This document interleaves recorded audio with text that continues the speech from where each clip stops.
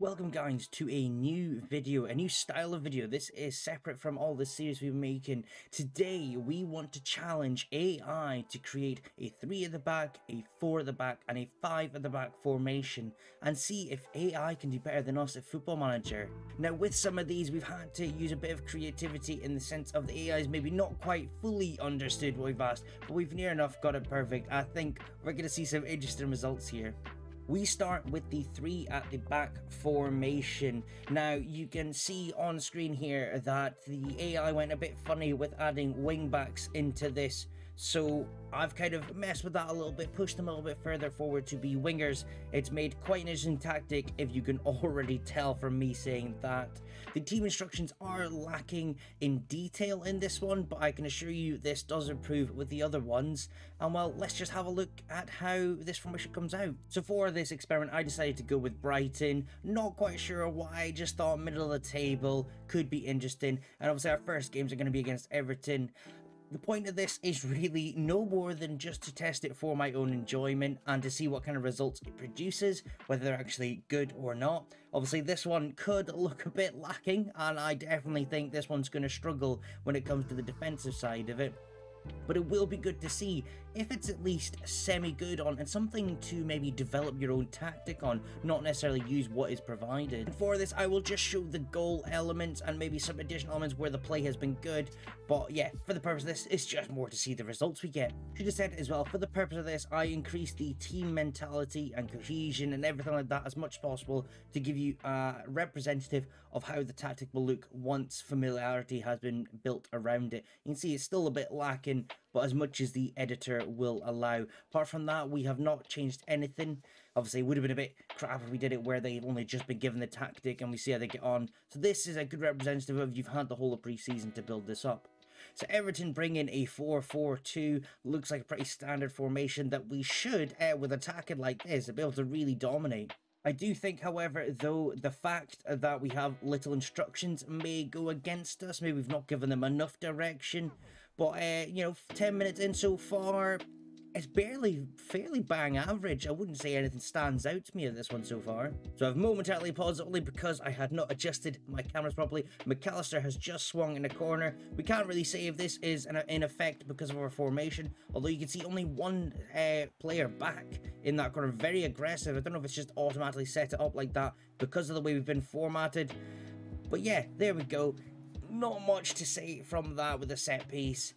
Attacking though, you can still see the stats. 6 with 3 on target, 55% possession.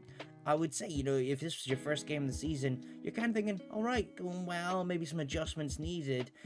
Not what I expected from this formation. With how attacking it is though, I would have thought we'd have more highlights 30 minutes in.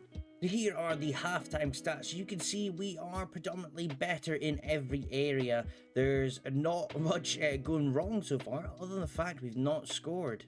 So this time a highlight from kickoff has come about, and whether this is us pushing so hard that we gain back possession, we do. Back and forth though is, oh my god, Ferguson comes back from attack to get that tackle in. And, well, it's a very back and forth play to start with. But it's that how many attacking players we have high up the pitch is going to cause these issues for Everton when they have to sit back slightly. And you can see how many players are forward. Oh, my word. I'd be very surprised if we don't get something out of this. And it's going back and forth. There's no way they can keep up. And it ends up not going in. Now, whether this is a quality thing, you know, the players at Brighton, I'm not sure. But we can see the highlights have started to increase now, and again, I've not touched this. My idea was to just see how the tactic goes. If you end up using something like this, obviously amend it as much as you like, but I'm purely experimenting with what we are provided. Evan Ferguson is the only change that's happened because Welbeck was injured at half-time. And you could just see the amount of pressing, the amount of players up top, obviously leaving us very vulnerable to this counter, with the 3 centre-backs also pushing themselves quite high up. And Gray, well, Demarai Gray gets a very good goal there, and yeah, there is that drawback of having so many players attacking and so many players forward. The centre-backs were out of position originally, did kind of reset themselves, but you can see there's about 5 Everton players in the box there and only 3 Brighton. There you go, 1-0 to Everton. So Everton had swung in a corner, and we've cleared it, and this is a counter-attack of great pace. Everyone's forward. Evan Ferguson, he was offside, I think, there, but you could see we had about 3-4 players all bearing down on that kind of offside line. It could have been any number one of his decisions, and it's actually given, so it was on. You can see Lamperty driving forward. It gives everyone else so much more space. Look at that. There's 3 there, all sitting waiting. There was no way Everton had that all covered. It becomes 1-1. In fairness, if the players had maybe better passing between them, this could be a really scary tactic to come up against. It's just been where the possession changes hands that we've been susceptible to, obviously, a counter-attack, which is what this is not set up for. This is set up to purely dominate from their half, and we have done that to an extent, but I think the one stat that comes out to me about this is the passes completed, and that's 76%. Whether that is because of the tactic or whether that's because of the players we have, I'm not sure, but that is definitely a key area that has held this back so far. Full time at 1-1 there. Yeah, a very good tactic from an attacking front, but ultimately didn't really generate enough because of the passing play. And yeah, I would say maybe something to surprise people with, you know, definitely a different tactic from the norm, but there's definitely positions there that need to be amended before it's going to work. Next is our 4 at the back formation, and well, this one is a lot more conclusive about what we are putting into the team, you know, formation, the team instructions, they're a lot more clear cut. And you can see it's producing a lot of different style. I don't know why each match engine or formation engine that came out from the Chat GPT came out just a little bit different in their format, and I'm not sure why that is. You know, I asked the same question, just changed one number, and that was how many defenders we're having.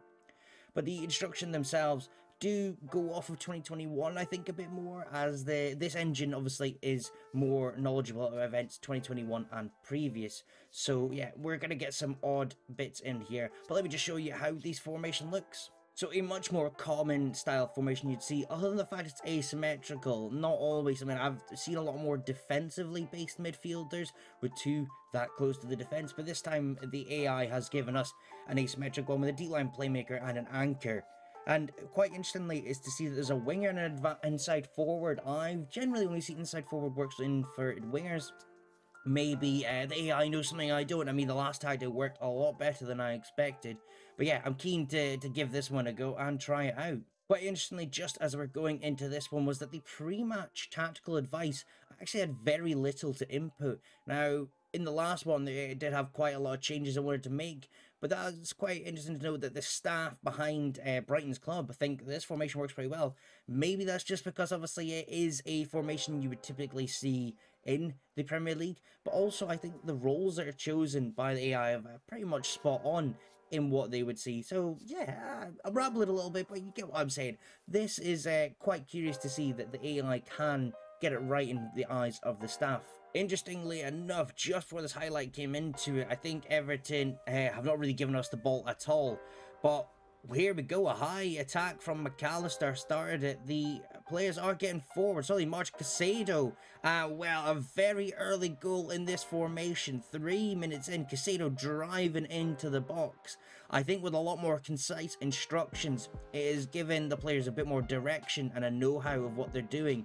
And you can see Solly March, he had ample of space and ample of choices. He could have shot himself and probably got a goal there. Chose to offload it to Caicedo, and well, that's 1-0 to Brighton. This formation a lot less reliant on possession, with Everton probably most likely getting into our box a lot more in this half than the last at the 3 at the back formation. But it's kind of settled down. I think though this may be one where it's pretty much each highlight is enough a close effort for us. And it's how it's working so far, with Welbeck very far back, which is quite interesting to see. We have made him a target forward, I think it was I made for this one. I've already forgotten now. No, it wasn't target forward. This one's an advanced forward. We can see them really going at it with the passing, and again, still overload of players up top, a lot of players forward. I think it's a pretty good attacking formation so far, and it gives different avenues this time, whereas in that last formation everyone was sitting in a line along with the Everton centre backs. This time players are making runs individually. That's how I've noticed it anyway in these highlights.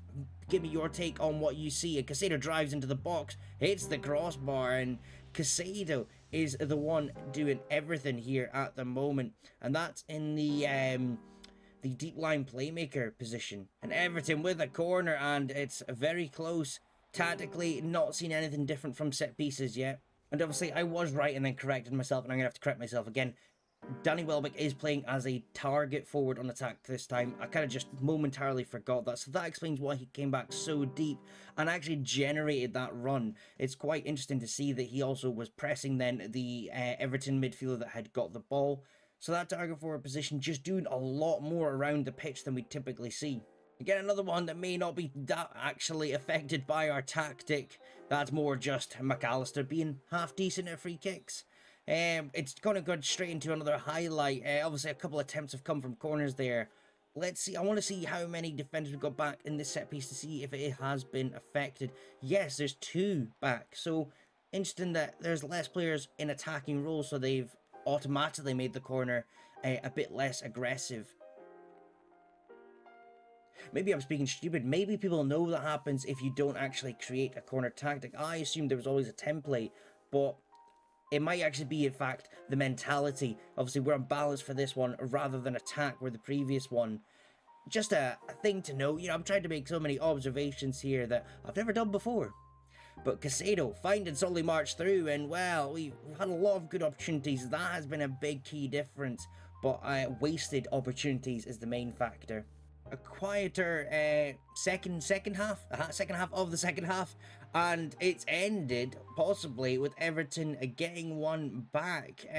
The possession was in our favour, everything else was in our favour. That means it's given. It's a little bit of a glitch where it's not actually showing us, but Everton have got it back, and this could be another game that finishes 1-1.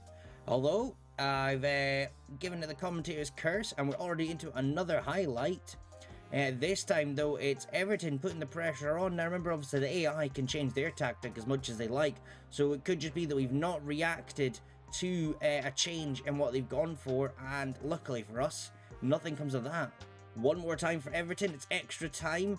We are quick to intercept, though, but McAllister with a heavy touch has caused us to concede there, and that is most likely going to finish 2-1. Whether that's down to tactic, whether that's down to tiredness, or even just our AI players making a mistake, which can happen at any point in reality. That's why we call that. It just shows, though, that so far there's not been a clinical enough edge to get a foothold on the game, and Everton may be a bit lucky in getting a 2-1 win in this one. And again, like the other formation, I think this one has a lot of positives, but it needs a few tweaks. So our last one is a 5 at the back formation, and this is definitely where I said we had to take liberties. If you look at what the AI actually created, it was 4 centre backs with 2 wing backs, which we can't actually create that, and it's also 6, you know, math and that kind of thing. But we've taken some liberties there. I've made an adjustment slightly to include a secondary defensive midfielder rather than a 4th centre back, and I've got to admit, it's heavy on the defense. You'll see as the team instructions are coming up, it's hard to say that this is going to generate any goals. Clearly, it's all heavy on just protecting our lineup and protecting our goal. Be interested to see how this comes out. And here is that tactic then. As I said, a very curious shape, a very defensive, you know, we would expect to basically not concede with how many players are back. It's going to be a very interesting one to see indeed, and I think we'll just have to get straight into the match for this one.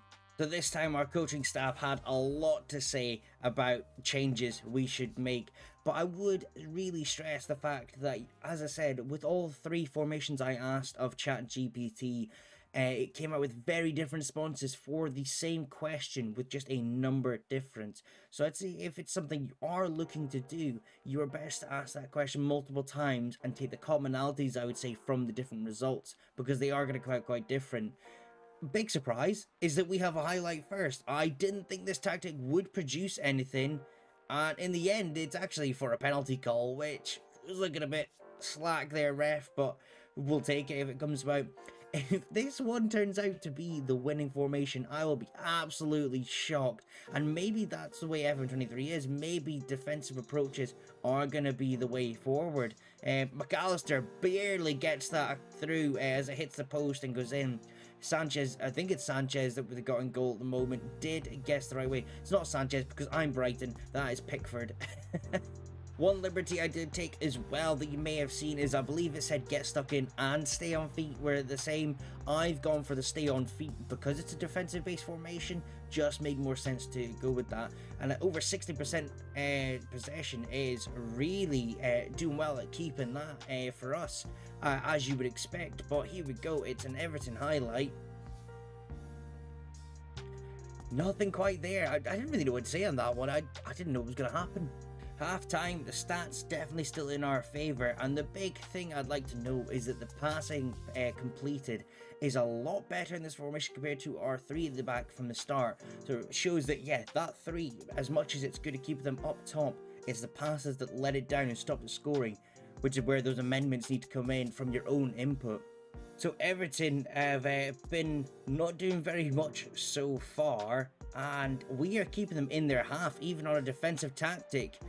That should have been a goal. That really should have. That was a clear-cut chance, not gone in.